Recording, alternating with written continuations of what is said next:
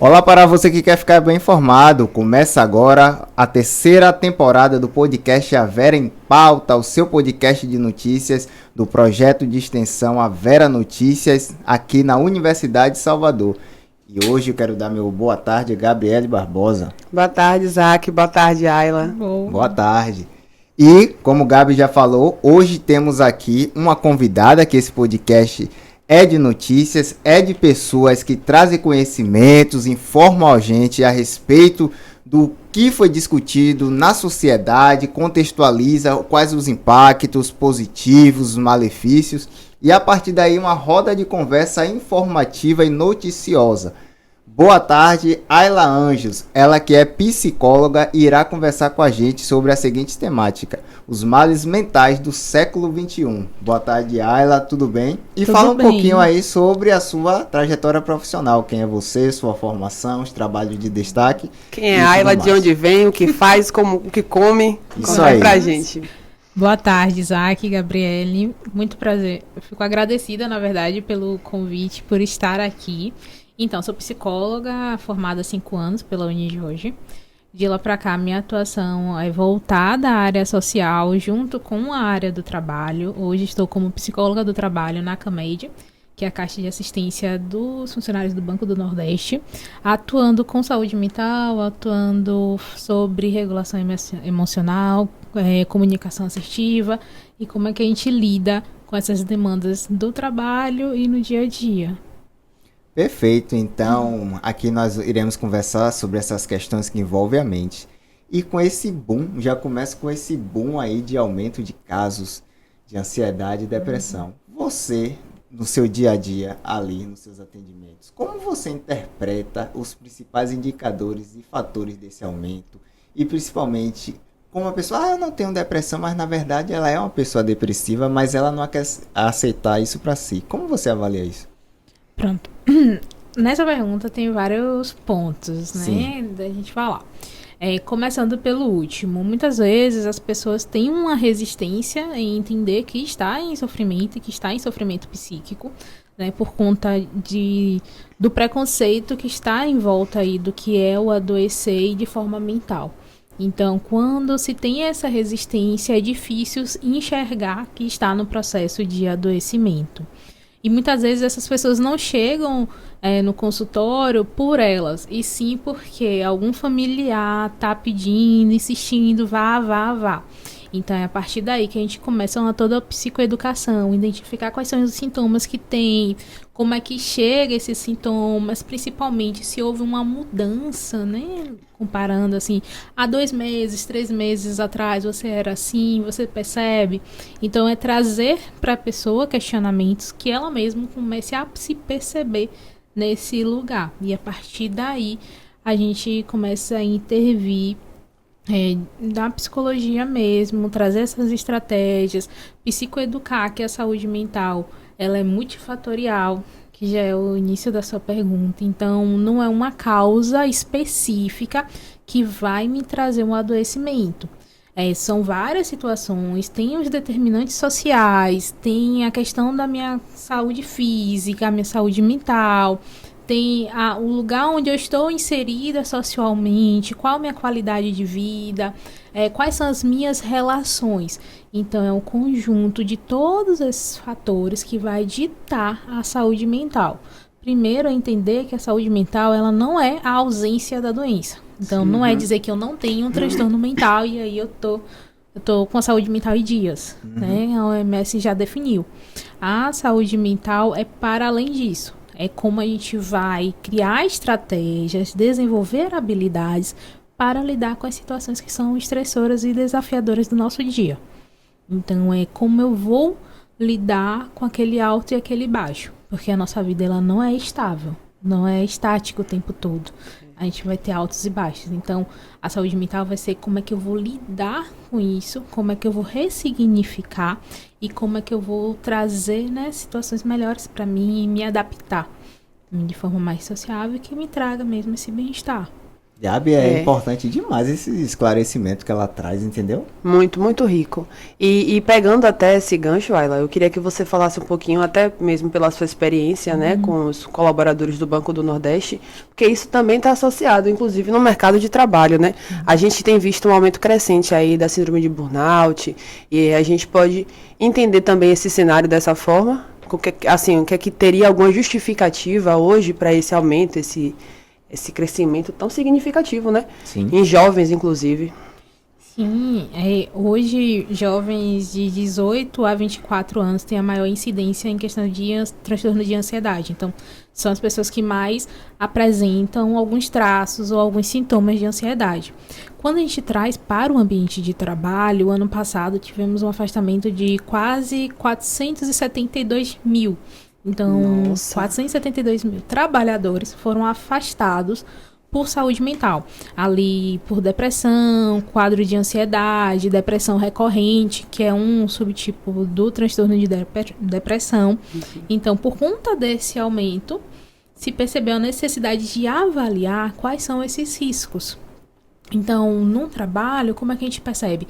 É carga excessiva, é falta de reconhecimento, falta de autonomia no seu próprio trabalho, conflitos com a liderança, conflitos interpessoais ali com a equipe, o não reconhecimento, a falta de clareza nas atividades que eu exerço, que acontece muito. Então, existe uma função e muitas vezes as atividades que estão inerentes àquelas funções não estão muito bem delimitadas, não estão descritas.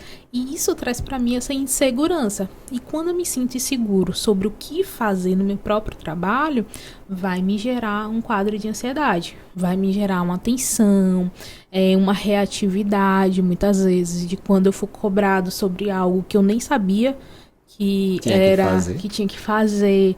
Então, isso potencializa, né, o sofrimento e faz com que tenha esses afastamentos. O burnout, ele não é um transtorno mental. Ele é um transtorno ocupacional, né? Uma doença ocupacional, na verdade. E com esses afastamentos, a classe teve um ganho ano passado, que antes o burnout era visto como um estilo de vida, vamos se dizer, né, entre aspas. Então, assim, como a obesidade, que é uma doença crônica, mas é uma doença decorrente das suas condições de vida. Então, o burnout era visto dessa forma, o que está totalmente errado. Você ter desmotivação, descaracterização do seu próprio trabalho, falta de reconhecimento, não é porque você está levando a vida assim. Então, é decorrente do trabalho. E aí teve uma mudança no CID que foi para uma síndrome, que é um transtorno decorrente do ambiente de trabalho. Que a própria Jéssica Senra, né, bem conhecida por nós aqui da comunicação do jornalismo, teve essa questão e se afastou do trabalho por um tempo. Ela foi praticar artes marciais, entre outras questões, para melhorar essas tensões. Eu vi recentemente, quer dizer, nós percebemos muito em redes sociais a questão da falta de aceitação. Que muitas vezes você vê ali filtros de Instagram, rostos perfeitos, corpos perfeitos e pessoas, homens, mulheres, que ficam se comparando àquelas pessoas e tendem a querer chegar àquele mesmo nível, mas na verdade aquela pessoa tem os mesmos problemas assim, estéticos que ela. Aí o que a pessoa pensa? Eu não se aceito, eu quero ser igual a essa pessoa. E como isso pode afetar a mente dessa pessoa? Ela tá vendo ali uma celebridade, uma pessoa com milhões de seguidores, que aparentemente tem um corpo ali light, tem um rosto bonito, e ela quer ser aquela pessoa e não se aceita diferente daquilo, mesmo ela não sendo aquilo. Queria perguntar a você, qual é a sua avaliação a respeito disso e o efeito disso na mente da pessoa? Pronto, interessantíssimo. O que você traz aí como esse exemplo é um dos impactos negativos que tem desse uso excessivo das redes sociais, que é a comparação social. Então, quanto mais eu me comparo, vejo aquele recorte, e não entendo que é um recorte, entendo como se fosse uma única realidade, eu começo a avaliar a minha vida. Poxa, eu não consegui conquistar um carro, uma casa, uma família, e aquela pessoa com a mesma idade provavelmente já conseguiu tudo isso. E aí eu começo a me comparar. E essa comparação vem desse uso excessivo, sem entender que está se tornando um vício, porque quanto mais a gente consome algo, gera esses sintomas como se fosse uma abstinência de vício mesmo, né? Que, trazendo neurologicamente, é um sistema de recompensa do nosso cérebro. Como é que começa ali? O nosso cérebro tem um sistema de recompensa que todas as vezes que fazemos determinado comportamento, libera a dopamina, que é o neurotransmissor responsável pelo prazer, pelo alívio. E aí, como isso é tão prazeroso, eu quero repetir.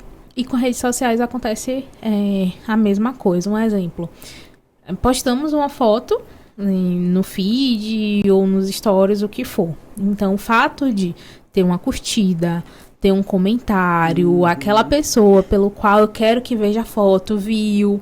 Então, isso vai liberar o sistema de recompensa e vai ativar a dopamina, que é o prazer no corpo. Então, o que eu vou fazer? Toda hora eu vou entrar e olhar. Mesmo que não tenha uma nova curtida, mas só o ato de pegar o celular, abrir o WhatsApp, ver ali as visualizações, as curtidas e quem que foi que viu, já gera no corpo e no nosso cérebro esse prazer. Então, se é prazeroso esse comportamento, o que é que o nosso cérebro vai fazer? Repetição. Então, ele vai repetir. Agora, esse uso excessivo, né? Essa repetição recorrente é o que gera o vício. E esse vício gera essa comparação. Porque eu não vou ficar apenas nas visualizações. Eu entro, olho as visualizações, atualizo e vou pro feed. Aí vou correr. E quanto mais eu consumo esse recorte, o nosso cérebro ele não tem como dizer, né? Isso é real, isso é ilusório. Não. Ele vai entender como realidade. E aí vem a comparação. E as redes sociais hoje está de tal forma, né? Nós aqui, enquanto universitários, inclusive, a gente usa muito redes sociais. Redes sociais é um fenômeno hoje em dia, assim, assumiu um protagonismo que antes não tinha, né? Mas mais do que isso, eu acho que isso tem deixado a gente muito acelerado. E para além do áudio 2.0, né? A gente acelera vídeos agora, a gente consegue. E de alguma forma, Ayla, você acha que essa aceleração causa na gente essa precipitação? Eu me coloco nesse cenário que você traz do vício sem perceber. Porque você usa aqui, usa ali. Isso vai te trazendo, né? Desculpa, um prazer momentâneo que você quer alimentar o tempo inteiro. E aí, enfim, né? É o que você falou. Mas, de alguma forma, essa aceleração também está ligada, assim, a essa produção de dopamina, a esse prazer, a esse vício? Sim. Quando você traz, né, que muitas vezes não se percebe, esse sistema de recompensa, ele é inconsciente. Não é consciente nosso. E muitas vezes a gente nem sabe que existe, mas a gente sabe que é prazeroso. Então, eu acabei de descobrir, viu? Vou ser sincera. Mas é justamente isso. Ele é prazeroso, então a gente vai repetindo. Isso é em toda e qualquer área da nossa vida. O caso é quando isso é tão recorrente que esse sistema começa a ter uma falha. Então, eu quero a todo momento ter esse sistema de recompensa ativado e aí ele não fica tão ativo por tanto tempo mais. Mas se eu quero mais, então eu tenho que fazer de forma mais intensa. Aí vem a compulsão, vem o vício. Quando você traz para o processo de aceleração, é tanto que já teve estudos do TikTok, né? Quem já viu que antes o TikTok era 3 segundos. Era aqueles vídeos de 3 segundos, se eu não me engano, bem rapidinho. Então, nos Estados Unidos fez um estudo que as crianças que estavam em contato com esses vídeos desenvolveram traços e sintomas semelhantes ao transtorno de déficit de atenção e hiperatividade. Porque a gente fica hiperestimulado e gera essa hiperestimulação, hiperatividade, comportamento mais ansioso. Então, sim, tem um efeito negativo no nosso corpo e na nossa saúde mental. Principalmente, quanto mais acelerado a gente tá, a gente não percebe as nossas emoções. E para reagir é mais fácil. Eu me torno mais reativa do que racional em determinadas situações. Então, eu fico ali acelerando, não paro para pensar, não paro para respirar direito. Aquela respiração fica mais curta, né? Porque acompanha esse processo. Então, perfeito. Para você ver essa questão da aceleração, o passar do tempo, o piloto automático, isso a gente tem que parar para analisar também, que é muito comum entre os jovens, entendeu? Muito. Agora ainda falando de redes sociais, que é um tema amplo, hoje a gente também não tem como deixar de associar as redes sociais à inteligência artificial. Sim. Recentemente, uma professora minha, Kátia Borges, aqui da Unifax, ela me contou um caso que uma menina, ela assistiu em algum programa ou alguma coisa do tipo. Essa menina, ela conversava com a inteligência artificial como fosse a própria psicóloga dela. E a partir daí, essa menina começou a se envolver tanto com a inteligência social que a resposta era gerada para essa menina e ela absolvia. O que é que aconteceu? Ela foi conversando, foi se envolvendo, aconteceu que ela acabou se suicidando e os pais entraram na justiça contra a OpenAI, que gerencia o ChatGPT, para poder obter uma indenização e tal por conta disso, entendeu? Então, hoje os robôs estão dentro da internet. Essa questão, eu queria que você falasse sobre essas reações, entendeu?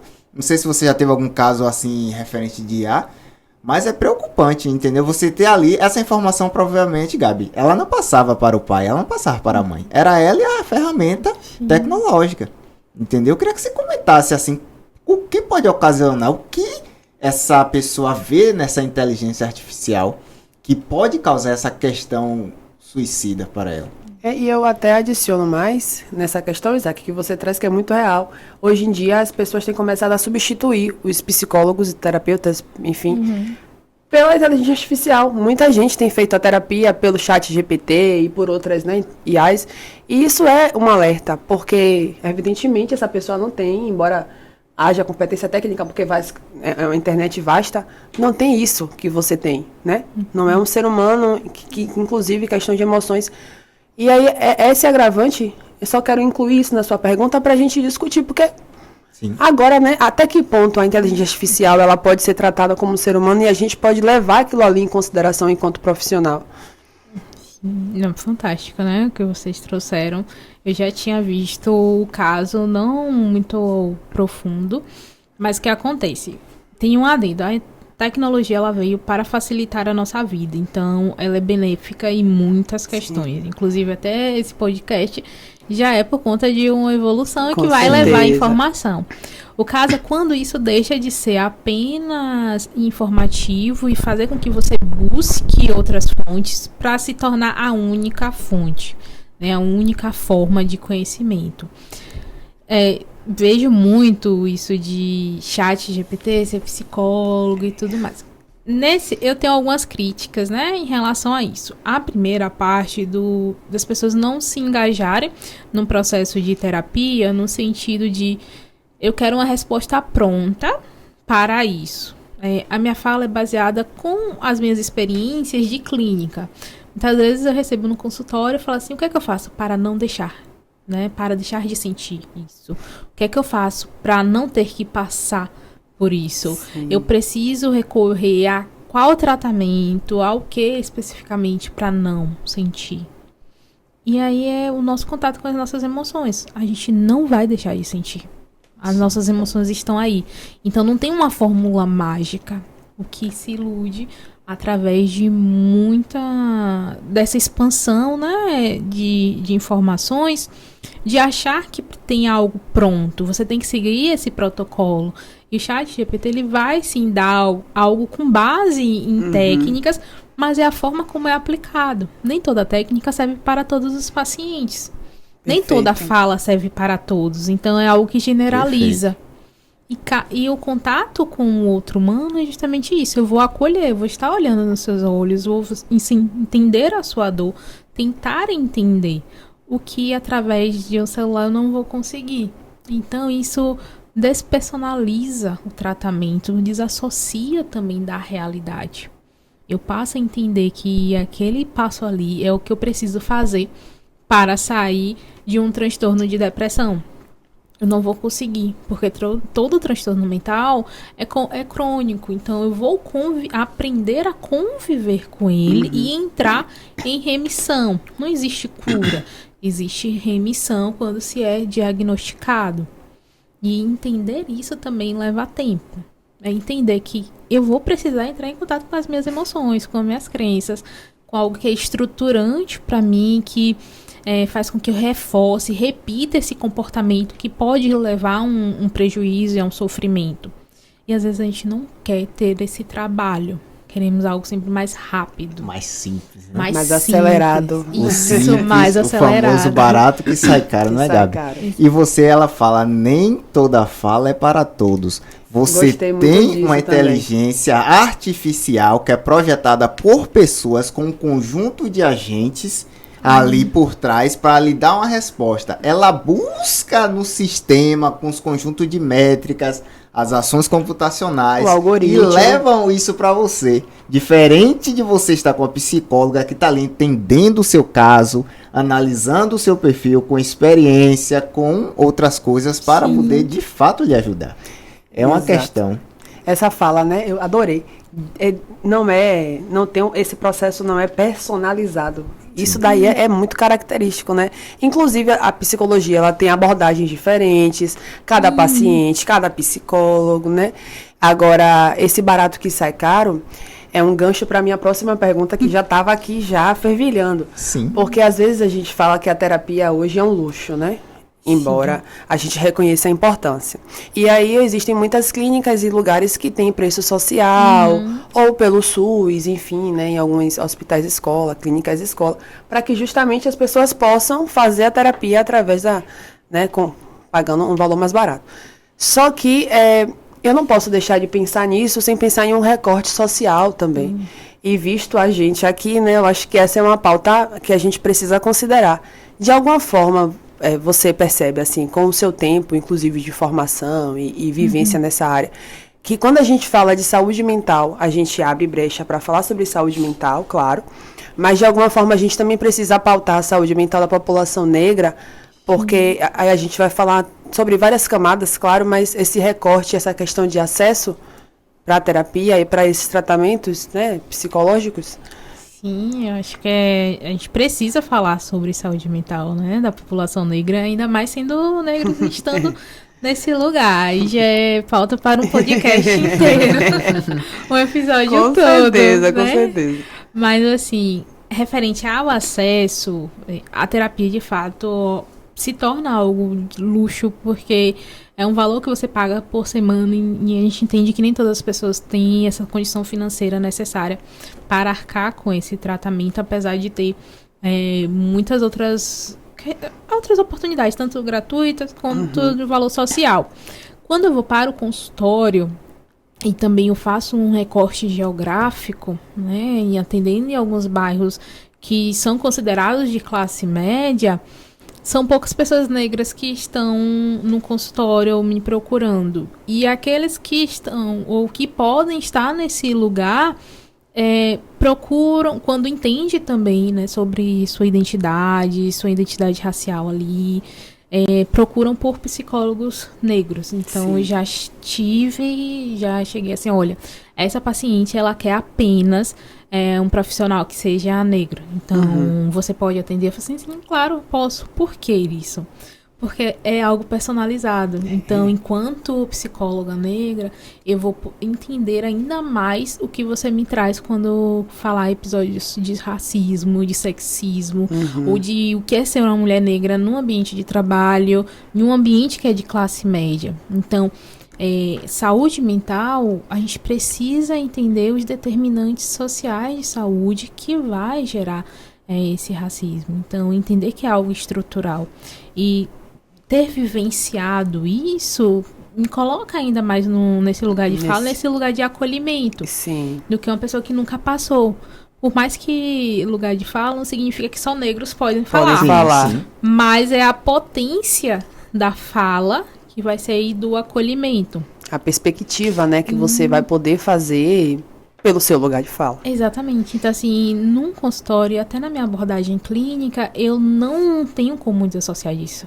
A interseccionalidade. Eu tenho que atuar a partir de um lugar social, a partir de um lugar de mulher, de gênero, raça e classe. Então, é essa interseccionalidade. E a partir daí entender que é preciso falar sobre saúde mental. E quando a gente traz para as mulheres, além do racismo, tem a sexualização daquela mulher, né? Tem o sexismo também em volta, que potencializa o processo de adoecimento. Não é só a pele, mas é o que está associado à cor da pele. Quando a gente traz o recorte para os homens, tem a hipermasculinidade, tem a questão machismo da também, violência, do machismo. Então, tudo isso são determinantes sociais de saúde, o que pode fragilizar ali a saúde mental. Aí, Ayla, você falou essa questão aí do machismo, sexismo. A pandemia foi um recorte disso aí, um retrato, melhor dizendo. Porque nós ficamos anos aí dentro de casa. Quem pôde ficar em casa, eu acredito que assim fez. Mas infelizmente muita gente, se não saísse, não comia. E eu quero perguntar a você, essa questão aí que você trouxe das mulheres, muitas mulheres ficaram com seus maridos em casa, foram muitos momentos ali que a pessoa estava acostumada de sair, de trabalhar. Esse confinamento trouxe mais agressões, trouxe mais essas questões que afetaram a saúde mental. E eu queria que você falasse sobre isso, sobre esse tempo passado juntos, o que o momento ruim de muitas mortes, você não poderia sair, que você poderia morrer, você ficar em casa, você poderia se salvar, mas a partir daí você, para resolver um problema, você acaba criando nas próprias pessoas outro problema, entendeu? Sim. Queria que você falasse sobre esse ponto de vista aí, dessas mulheres que foram agredidas por companheiros ali dentro de casa, o período maior de confinamento durante a pandemia de Covid. Sim. Primeiro é dizer que isso é um caso de saúde pública e saúde pública urgente. A gente precisa de políticas públicas efetivas e eficazes para combater a violência doméstica e familiar. Sim. O IPEA, em 2020, eles lançaram um estudo de que houve, não é só um fato, né? Não é só entender, se ficar junto vai brigar, não. Teve um estudo específico e que informou que houve um aumento significativo dos casos de violência doméstica e familiar contra a mulher no período da pandemia e no período da quarentena. Então, já tinha tensão do momento que estávamos vivendo, que a gente não conhecia, não sabia nem o que era, e ainda estar em casa nesse ambiente gerava ainda mais a questão de conflito. O que eu tô falando aqui não é justificando, não, mas é um dos fatores que levou, né? Então, como é que a gente faz para combater isso? É saúde pública, são políticas públicas. Então, é fomentar nas pessoas que estão e que podem fazer esses projetos, aplicar na prática. Não é só os dados, a gente já tem um dado, que houve o aumento. Mas a gente precisa de políticas públicas efetivas, educação, saúde mesmo, para lidar com isso, ou tentar lidar. Existe muito imposto aí para isso, né? Exatamente. Em teoria, né? É o planeta perfeito. E é interessante isso porque a gente está muito acostumado a lidar sempre com a consequência do problema, né? O que é que aquele problema ele traz, mas a gente nunca trata a causa. Eu percebo que inclusive na terapia, para quem tem a oportunidade de fazer, é ótimo. A gente percebe isso, né? A consequência ela se dá depois, claro, mas a causa que é importante. E a causa é justamente isso, assim, o fato de não ter políticas públicas, que como consequência a gente tem esses aumentos, agravantes, taxa de suicídio, né, muito maior depois, e inclusive entre jovens, né? A gente consegue perceber isso, esse aumento de, assim, teria esse dado, esse censo de quantas pessoas, assim, atualmente, qual é o recorte de pessoas que mais cometem suicídio? Da última vez que eu tinha visto essa informação, eram pessoas negras, homens, em sua grande maioria. Mas a gente tem alguma outra informação acerca disso? Sim. Bom, na questão do suicídio, quando traz os homens em sua maioria, porque quando tem a efetivação do suicídio, né, que acaba de fato ali ocorrendo a perca daquela vida, a maioria são homens, porque a forma como se é cometido é mais letal. Porém, mulheres, elas têm mais ideação suicidas do que homens. Nossa. Aí tem essa questão isso, de diferença. Não é porque os homens tentam mais, é porque quando se é ocorre a tentativa do suicídio, acaba sendo finalizado ali, né? Ocorrendo mesmo com homens. Porque é mais letal, né? Isso, a forma mais letal, são armas, né? Enfim. E as mulheres, ela tem mais tentativa de suicídio. Ela tem mais a ideação suicida do que um. Isso é muito interessante. É sobre isso que a gente fala aqui no Haver em Pauta, né? Porque essa informação que é muito importante para o meio acadêmico, sabe? Os esclarecimentos. Trazer um profissional para esse ambiente com esse repertório que você tem é muito valioso para a gente que está aqui, porque a gente aprende, as pessoas que assistem, e como a gente também leva essa informação para outras pessoas, porque até então eu reproduzia esse discurso, mas sem saber que era por conta disso. Então as mulheres, elas têm mais a ideia. Isso, a e ideia, o homem, ele acaba pensamento. Efetivando mais. Isso. Né? Porque a forma, né, como se é feito ali acaba sendo mais letal. E por isso que a gente tem esses dados de que homens cometem mais suicídios. Mas a ideação é mais mulheres. No seu ambiente de trabalho, antes de você... Só a pergunta assim que chegou na minha mente agora.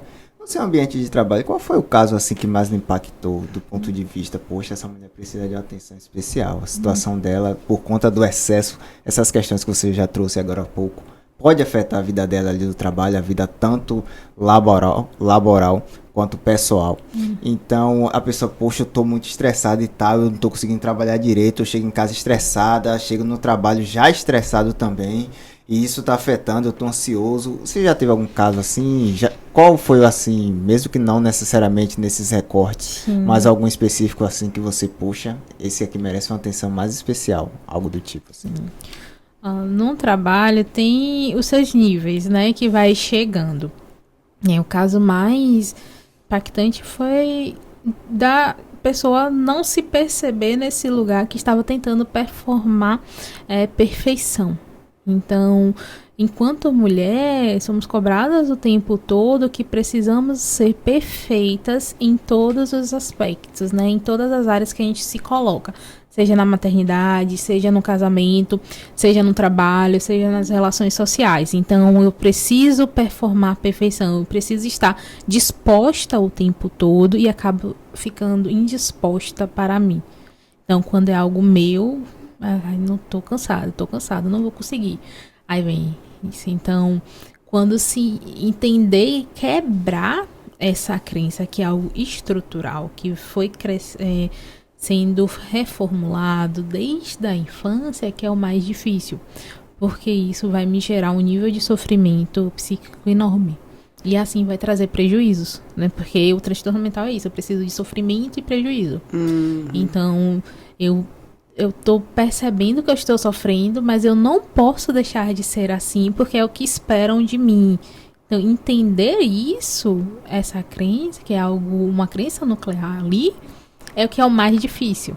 E aí que, se eu continuo, pode sim levar a um quadro ainda mais, uma intensidade ali, né, no sofrimento maior, que pode gerar esses pensamentos. Gabi, é o que fala. Tem prejuízo.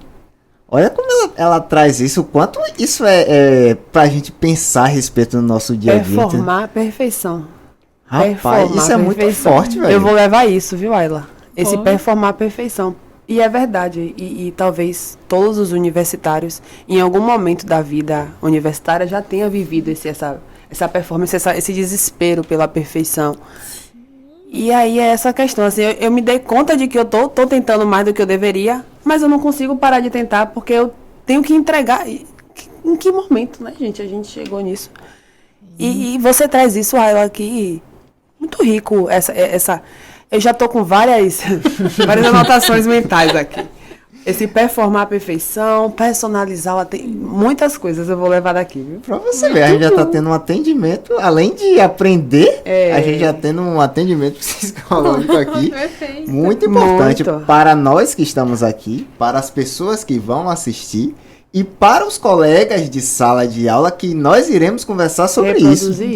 Mas nada substitui a terapia, né, Ayla? Vamos levantar essa informação. Sim. Nem chat GPT, nem o podcast, por mais completo que o Haver em Pauta seja. também não substitui a terapia, porque é importante a gente ainda, por mais que a gente entenda isso de uma forma genérica, é importante que a gente cuide, que a gente trate, né? Sim. E Faça ser a sua multiplicador, terapia. viu? E ser multiplicar, não. Isso aí você pode ter certeza.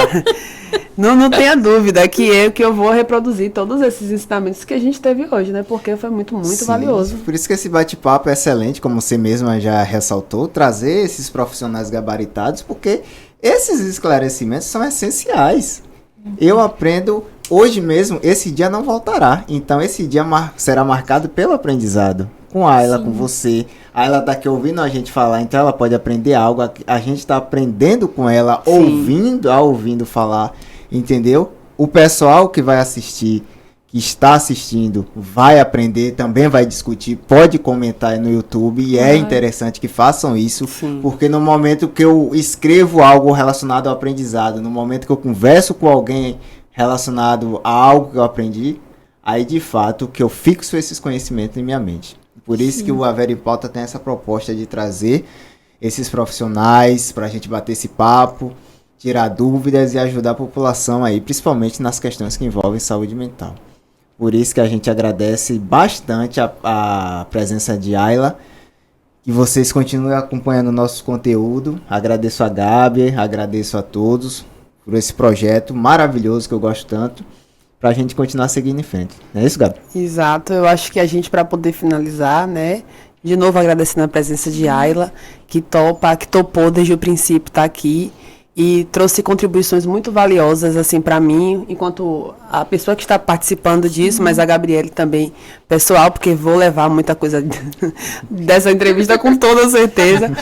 E eu queria, Ayla, assim, pra gente, de fato, amarrar, que você, de alguma forma, assim, qual seriam as suas instruções? Agora, assim, não seria tão personalizado, infelizmente, de uma forma mais genérica para a gente, enquanto universitário, né, que é o público, de fato, do podcast, para a gente entender, assim, ele comentou sobre Jéssica Serra, que fez artes marciais. De fato, eu imagino que um dos conselhos seja sair um pouco desse âmbito, né, de rede social, viver um pouco a natureza, a família.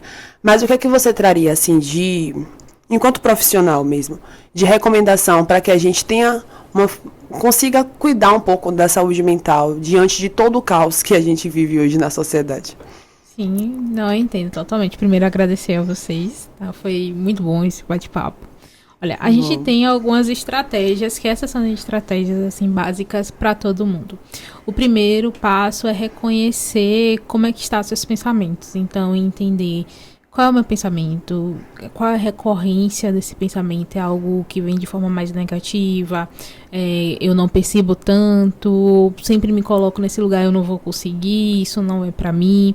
Então, identificar esses pensamentos e reformular. Qual é a evidência que sustenta que eu não vou conseguir, principalmente enquanto os universitários, quando vai chegando ali, ou no início, no meio e no final do curso, como é que vai ser fora a universidade, eu vou conseguir ou não vou conseguir. Então, não potencializar esses pensamentos que chegam de forma negativa e questionar, o que é que a evidência que traz, né, que sustenta isso. E a partir daí reconhecer minhas emoções. O que é que eu estou sentindo? É medo? É raiva? É frustração? Pronto, identificando, eu consigo ter uma resposta adaptativa melhor. Eu vou saber o que é que eu estou pensando, o que eu estou reagindo, dar aquela respirada e assim ter um comportamento mais adaptativo e que seja mais saudável para mim e, consequentemente, para o outro. Então, o primeiro passo é identificar, reformular o pensamento e identificar as emoções. Isso a gente consegue flexibilizar, né, para se colocar melhor. E criar algumas estratégias de autocuidado. Tem pessoas que, para o exercício físico, vai para a musculação, mas a musculação nem todo mundo se adapta. Sim. A gente vai para o esporte, tem a natação, tem as lutas, a corrida, a caminhada, mas se colocar o corpo em movimento. Já é cientificamente comprovado que a prática de exercício físico ela reduz os sintomas leves de ansiedade e depressão. Então, é muito mais eficaz do que uma medicação. Então, isso já é algo que todo mundo pode fazer. Ter atenção com a sua alimentação, as suas conexões sociais. Então, como é que tá essa rotina de acadêmicos? É trabalho, estágio e as aulas. Isso já ocupa um bom tempo. Mas naquele intervalo, que conexão social mesmo e presencial eu tô tendo com o outro? Ou fazer aquelas coisas que eu gostava muito de fazer quando eu tinha mais tempo livre. Então é ver um espaço ali dentro da minha rotina. A gente tem tempo. Muitas vezes a gente não sabe organizar o nosso tempo. E não sabe priorizar as nossas demandas. Tem uma frase que é perfeita. É, tudo que é urgência deixa de ser prioridade. Então é entender, né? Que nem tudo é urgente. Eu tenho que elencar as minhas prioridades e ir organizando. Vai ter algo urgente? Vai ter, né? Sim. Vai ter aquele e-mail ali que chega para você entregar o trabalho antes da hora. Sim, Você pode ter, mas sim. é uma eventualidade. Então não é fazer com que a nossa vida seja urgente o tempo todo. E aproveitar principalmente o momento que vocês estão. É um momento, como o Isaac falou, assim, esse dia não vai existir mais. Então preciso me entregar à universidade de forma saudável, entender que a faculdade ela não é a nossa vida, né? Ela é um aspecto que está na nossa vida. Então, isso vai passar. Então, eu não posso passar e quando lembrar, só lembrar da sobrecarga. Mas é o que eu tive de conexão nas amizades, potencializar. Além de mais, é terapia, né? Pra Fundamental, né? coisas. E no mais é isso, gente. Perfeita fala, velho. Gostei bastante desse encerramento. Perfeito. Perfeito, Parabéns, obrigado de não tenho nada a acrescentar. Nem eu, só Deixa os agradecer. comunicólogos sem palavras foi. Só tenho a agradecer a participação, muito obrigado, foi mais que rico isso aqui. Agradeço mais uma vez a Gábia, o projeto de extensão, a professora Kátia, por idealizar isso tudo. E vamos em frente, próximos episódios traremos mais convidados para nos informar e deixar a par de tudo que acontece aí em relação às notícias fortes do cotidiano. Um forte abraço e até a próxima. Até a próxima. Até a próxima, gente.